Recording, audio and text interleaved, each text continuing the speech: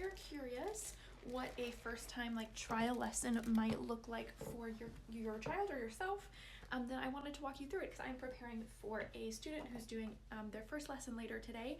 Here's what I know about them. Sometimes you go in knowing a lot of information, sometimes a little. I have a little bit of an idea about this students' abilities and interests.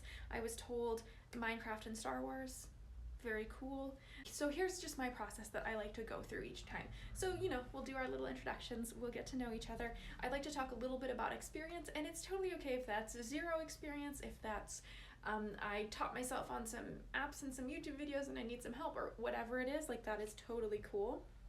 And then if they're comfortable, again, this depends on the age and the person, ask them to play something for me. Literally anything. If they have worked on anything, I want to hear it. I love if it's hot cross buns, if it's something really fancy, whatever it is, I want to hear it.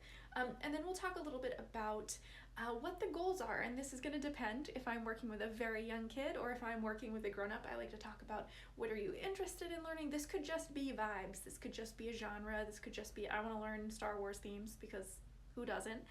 It could be I very specifically want to work on this music theory thing, or anything like that we can talk about, and I can kind of suggest things too, see how you kind of feel it out, see what the student is looking for, what is their experience reading from sheet music, doing things by ear, just so as a teacher I have a feel for that.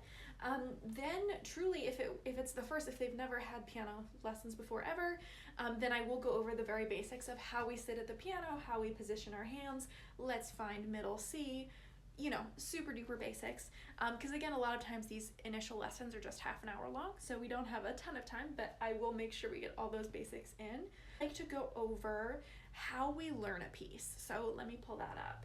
Something I hope to do more videos about in the future, but I basically have this little chart, graph I made of what goes into learning a piece of music, and it's not necessarily that these things are in a perfect linear circle, but they do kind of flow. So when we learn a piece, I say we start with notes, make sure you know the notes on the page or the notes you're listening to. Then I like to call it choreography. Traditionally it's called fingering. We want to make sure that we're setting up our hands and our bodies so that we can play those notes well, right? Then we move on to rhythm. Are we making sure that we're not just interpreting the correct notes, but the correct rhythm? How is our tempo doing once we have rhythm down?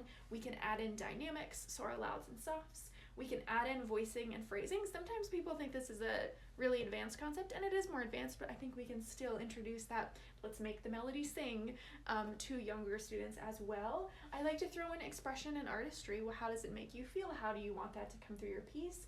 Memorization is another step where this is by choice, but it can be a great thing to memorize your piece. And then I like to end with performance, and it doesn't have to end with performance, but if you want to play it for your friends, if you want to play it in a recital, whatever your goal is. So that's my whole circle, and I like to go over that little chart with my students just so that they know like this is the kind of thing that we can work on in our pieces. So I have my notes ready, I have my notes for the student ready, and I'm just gonna play through. I downloaded some like Star Wars Minecraft music so that I'm just gonna play through them now and I'll be ready. So here, I think we'll see how this goes. You're just gonna get snippets, but because I don't want to get flagged on this charming app.